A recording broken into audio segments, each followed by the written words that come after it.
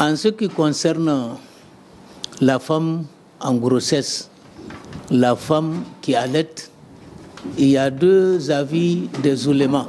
Il y a un premier avis qui fait savoir que quand la femme craint pour sa grossesse et pour l'enfant qu'elle allait, surtout c'est l'avis de Ibn Abbas, que ces deux-là sont considérés comme des gens qui sont malades. Une maladie inguérissable pour laquelle la femme, chaque soir, doit prélever une mesure et donner aux nécessités. Le second avis fait savoir que la femme qui allait ou la femme qui est en grossesse doit impérativement attendre au moment opportun qu'elle puisse rembourser. Mais le premier avis est beaucoup plus prépondérant. Quand la femme est en grossesse, elle craint pour l'embryon qui est dans son ventre, le bébé qui est dans son ventre, puisque la femme va passer un moment sans manger. Donc l'embryon peut en souffrir.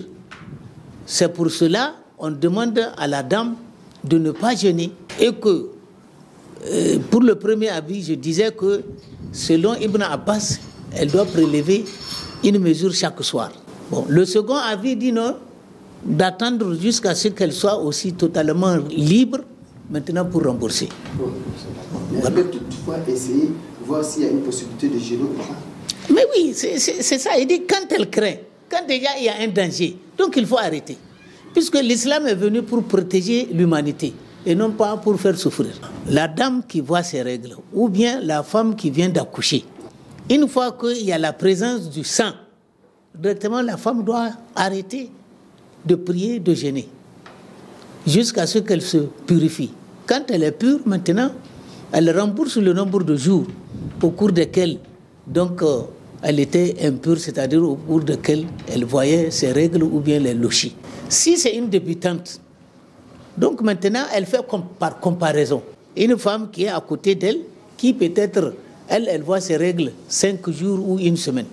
Donc par comparaison, maintenant, elle fait pour pouvoir savoir le nombre de jours qu'elle doit rembourser.